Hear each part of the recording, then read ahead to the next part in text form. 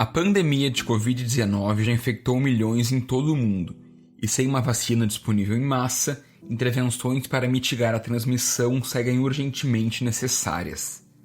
Para frear a doença, no começo de 2020, o mundo entrou em confinamento, parando diferentes setores para evitar o contato de pessoas e assim impedir a propagação do vírus.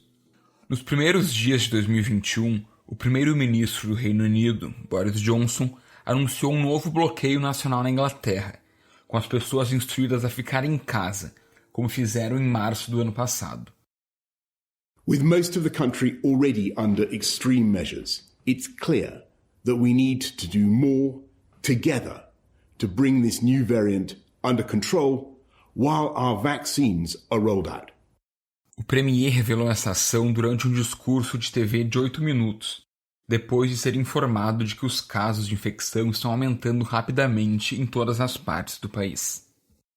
On the 29th of December, more than 80,000 people tested positive for COVID across the UK, a new record. Já aqui no Brasil, onde a crise sanitária segue em alta, com mais de 196 mil óbitos pela doença, a atuação dos diferentes níveis de governo varia. O estado de São Paulo, por exemplo, voltou na segunda-feira para a fase amarela da quarentena, na qual é permitida a abertura do comércio e de outras atividades não essenciais. A exceção é a região de Presidente Prudente, que por conta dos indicadores de internações permanece na fase vermelha, a mais restritiva do Plano São Paulo de flexibilização da economia. Em Porto Alegre, o primeiro decreto da gestão Sebastião Melo de enfrentamento à pandemia vai ao encontro da promessa de campanha de mais liberdade para as atividades econômicas e de maior participação de diferentes setores nas decisões. Atualmente, a cidade obedece aos protocolos da bandeira vermelha, risco alto de transmissão do coronavírus. Na capital gaúcha, a taxa de mortalidade é de 6,1 por milhão de habitantes, enquanto no Rio de Janeiro ela é de 6,5 e em São Paulo de 2,6. Para se ter uma ideia, a média nacional é de 2,9 mortos a cada milhão de habitantes. Acontece que, independentemente dos graus de flexibilização, muitas pessoas estão cansadas da perturbação que a pandemia trouxe para suas vidas e, por conta disso, a sua disposição de aderir às regras estritas e bloqueios está diminuindo. E à medida que os casos de Covid crescem novamente, precisamos entender mais completamente as rotas de transmissão do vírus, ou ao menos recuperar o que nós já sabemos. E é por isso que nesta terça-feira, dia 5 de janeiro de 2021, o Direto ao Ponto aborda as formas de contágio e recomendações cotidianas de redução de transmissão da Covid-19. Eu sou Eric Halpe, bem-vindos.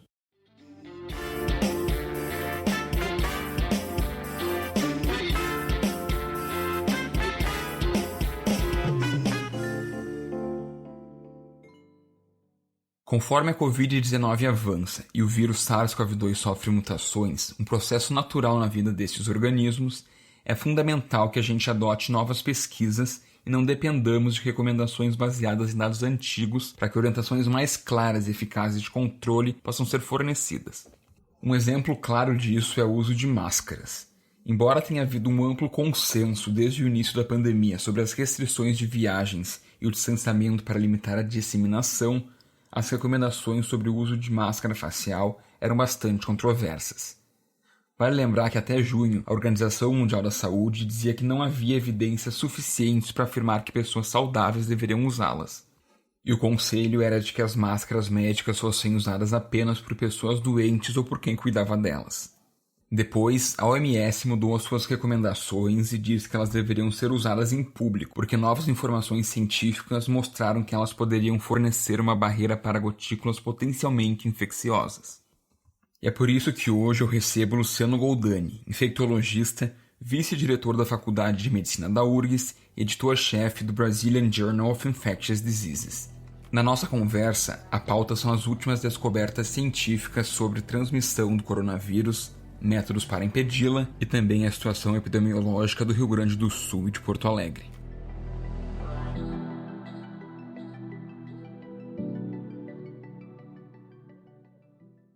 Luciano, bem-vindo.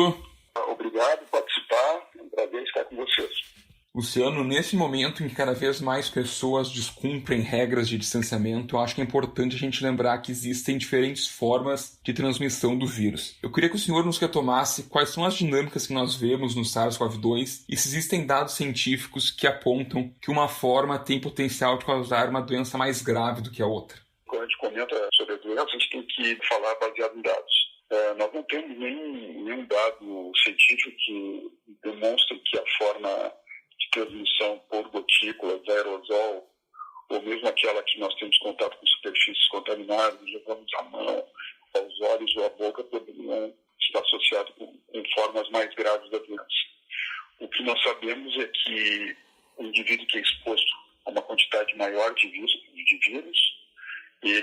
a tendência é que ele desenvolva uma forma mais grave do que aquele que é exposto a uma quantidade menor de vírus. Ou seja, os indivíduos que usam máscara, eles emitem menos gotículas, né?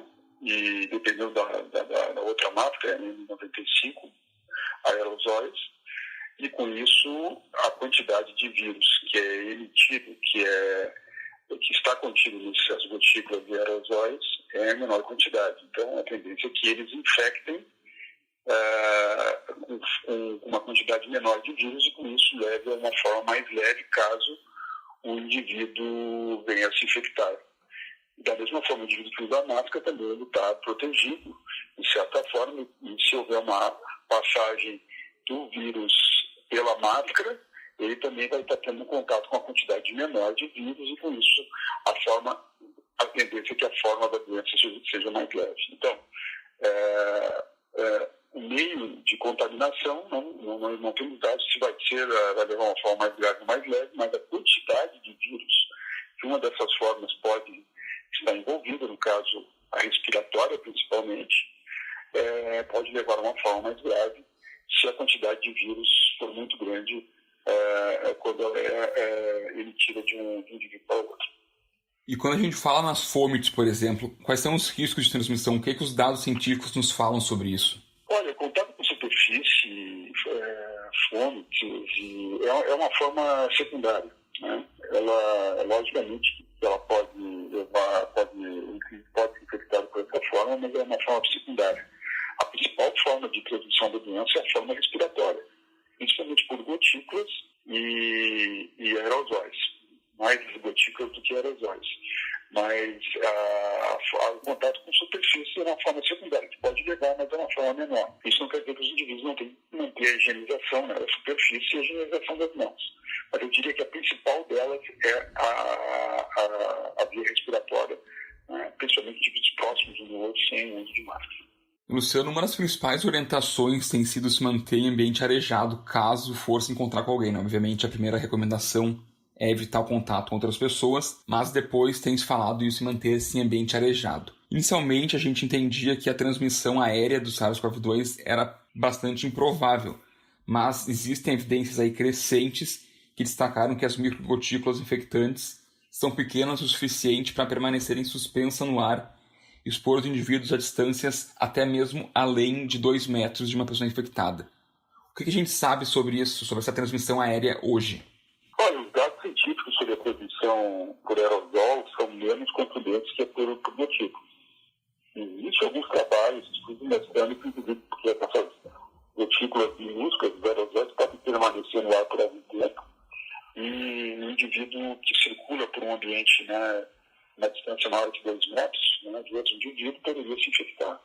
Mas eu diria que essas condições ocorrem mais, principalmente em unidades onde existe a aerolização do material do paciente infectado. Por exemplo, os indivíduos que estão na CTI são entubados. Nesse local existe uma aerolização muito grande do material, das secreções respiratórias do indivíduo infectado. E com isso existe aerolização em grande quantidade. E é por isso que nesses locais os médicos, profissionais de saúde, enfermeiros, técnicos de enfermagem devem usar a máscara apropriada, que no caso é a máscara N95, que protege contra a aerolização. Fora esses lugares, como eu comentei, a principal via de transmissão é por gotículas, ou seja, maiores que 5 milímetros, no qual a proteção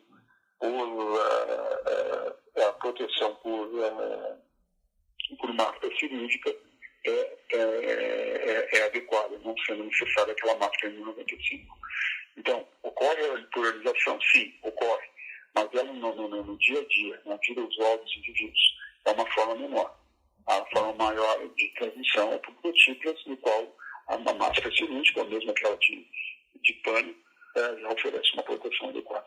E nesse mesmo sentido, eu tenho aqui 2 perguntas que nossos ouvintes mandaram. A primeira delas é se a gente pode pegar o SARS-CoV-2 através do fumo passivo e depois se é perigoso nadar em piscina com uma pessoa por raia, já que a respiração é bastante forte, não se usa máscara e a distância ali não é de 2 metros. Logicamente, o fumo passivo o indivíduo está exalando, né, a secreção respiratória.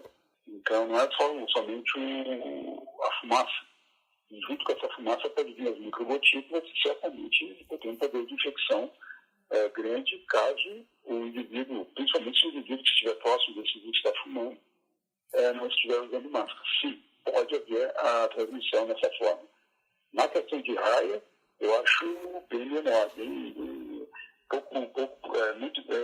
diria quase que é muito difícil de ocorrer, porque os indivíduos não estão nadando lado a lado, não estão no ambiente de certa forma arejado, se for uma piscina interna, né? Então, ela é um ambiente bem amplo e eles estão certamente a uma distância, né? Quando estão nadando, não estão um do lado do outro, né? Exalando, se estivessem nadando lado a lado. Então, eu acho bem pouco provável que nessa forma exista perigo de contágio. Eu diria que, de certa forma, é seguro nadar em raias, mesmo que elas sejam próximas, desde que não sejam nadando lado a lado. Perfeito. E, Luciano, já mencionaste aqui na nossa conversa o uso de máscaras, a importância disso. Esse equipamento ele passou também a ser explorado por outras indústrias, como, por exemplo, a moda, que tem criado alguns modelos que estão visivelmente ineficientes na proteção. Tu mencionaste, então, a máscara N95, mas eu quero saber se, praticamente, existem tipos mais recomendados para diferentes situações, por exemplo, para a prática de atividade física ou então para ir ao mercado. Eu tenho demonstrado que essa máscara de pano usual, ela oferece uma boa proteção no dia a dia. Um indivíduo está no supermercado, um indivíduo que está caminhando pela rua, um indivíduo que se aproxima de outros indivíduos, logicamente mantendo um distanciamento de 2 metros, essas máscaras oferecem uma boa proteção. Agora, os indivíduos que vão frequentar um hospital, que vão frequentar um ambiente, vão ter que frequentar, né, logicamente, um ambiente com inúmeras pessoas, aglomerações, o mais adequado é se usar as máscaras cirúrgicas. Ela tem uma proteção de 3 camadas, né, 3M, e oferece uma proteção melhor. As máscaras N95, elas são utilizadas em ambientes de aerolização, então não são usadas em ambientes usuais, ambientes utilizados em ambientes onde existe a aerolização do material respiratório, que ocorre principalmente em unidades de tratamento intensivo, né, ou ambientes hospitalares onde existe aspiração da secreção do paciente, onde o paciente não está entubado, mas está fazendo uso de oxigênio ou de cânula nasal. Então, nesse local, é obrigatório o uso da máscara N95 em função da aerolização que tem nesses locais. Então, eu diria, máscara de pano nas situações cotidianas, a máscara cirúrgica em aglomerações, em ambientes hospitalares onde não há aerolização de material, e a N95 em locais onde existe aerolização de material, principalmente unidades de tratamento intensivo. E essas máscaras de pano simples que se fazem em casa, elas são completamente eficientes contra, por exemplo, aerossóis? Não, elas não são recomendadas para esse tipo de... Elas não são eficientes para proteger contra aerossóis. Elas não devem ser usadas nessas situações. E, doutor, a gente tem visto também poucas pessoas aqui usando aquele protetor facial, né, e também óculos. Que evidências existem para o uso desses materiais e em que circunstâncias eles são recomendados? Esses shields, os óculos, são usados principalmente naqueles ambientes onde a pessoa tem um contato mais próximo com uma outra pessoa, por exemplo, profissional de saúde. Muitas vezes vão ter que fazer uma consulta, né, um médico, uma consulta, uma enfermeira, fazer uma avaliação do paciente, ele vai ter que estar próximo desse paciente. E aí essas secreções, elas, quando são expelidas pelo paciente, muitas vezes o paciente pode ter que retirar a máscara em uma avaliação dessa, ela pode ir em direção aos olhos, mesmo na mucosa da boca. Então ela dá uma proteção adicional à máscara naquelas situações onde está muito próximo de outro paciente infectado. Essas condições são mais ocorrem visualmente em ambientes hospitalares, em postos de saúde, onde os profissionais de saúde ficam muito próximos dos pacientes infectados. É uma condição especial, né? E é recomendado que os profissionais de saúde usem os óculos ou o face shield para proteger que essas gotículas cheguem na mucosa dos olhos e na mucosa oral. E o apelo por medidas mais restritivas e também pelo cumprimento de normas de proteção individual, uso de máscaras, também distanciamento, vem justamente de pessoas que estão expostas nesse ambiente. Médicos, enfermeiros, pessoas da área da saúde. Que leitura o senhor, enquanto um profissional da área, faz do cenário epidemiológico aqui do Rio Grande do Sul e de Porto Alegre nesse momento que a gente vê números de casos e de óbitos cada vez maiores? Qual foi o momento que a gente errou nesse combate à pandemia? Olha, é difícil, né? Começamos a ter os primeiros casos lá em março, né, do ano passado. E, basicamente, o fator principal foi o equilíbrio entre se mudar aí questões restritivas e as questões econômicas, né? Então, houve uma pressão muito grande nas autoridades públicas, né, no governo. Com isso, a restrição, que é a única maneira, a restrição de circulação, o distanciamento social, que é importante, o uso de máscara, ficou prejudicado, né? Então, as restrições oscilaram, né? Oscilaram durante todo o ano passado, com bandeiras, e muitas vezes as bandeiras não seguiam aqueles protocolos, né? Haviam exceções para diversas regiões, para diversos locais específicos, e em função dessa pressão econômica, né, era direcionado ao governador, ao Estado, às prefeituras. Com isso, nós não acabamos seguindo aquela rotina, né, de distanciamento e com uso de máscaras apropriado em várias situações. E com isso, nós tivemos, eu diria, uma oscilação, né, de casos, mas sempre oscilando em níveis altos, de novos casos de óbitos. Isso foi perdurando durante todo o ano passado, com o estrangulamento do serviço de saúde, principalmente das unidades de tratamento intensivo e dos profissionais de saúde que trabalham lá, que estão ainda exaustos com todo esse trabalho. E para esse ano, o senhor falou do ano passado, desse esgotamento que houve. Quais são as suas perspectivas, tendo em vista aí que tivemos festas de Ano Novo, nós vimos em várias praias do litoral gaúcho aglomerações enormes na beira-mar e também em bares, e também tendo em vista os novos decretos publicados pelo prefeito Sebastião Melo, que promovem uma maior liberação dos setores econômicos aqui em Porto Alegre. Toda vez que tem uma cena dos nossos governantes, autoridades de saúde, né, nesse sentido, a população se sente mais à vontade para não seguir os protocolos recomendados, né, de distanciamento social. E com isso nós tivemos, um exemplo disso foi essas festas, né, de Natal, no final do ano, que foram muito intensas no nosso estado. E a repercussão disso agora vai aparecer, né, em janeiro.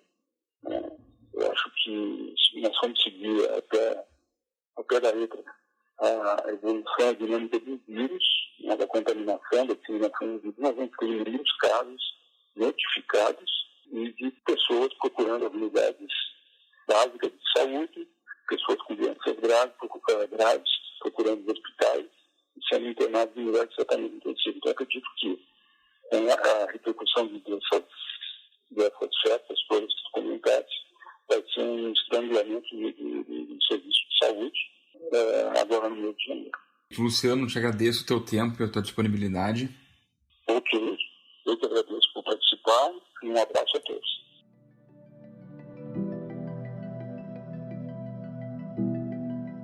O Direto ao Ponto de hoje fica por aqui. Eu sou o Eric Halp e a edição é de Alan Falencar. Até a próxima. Tchau, tchau.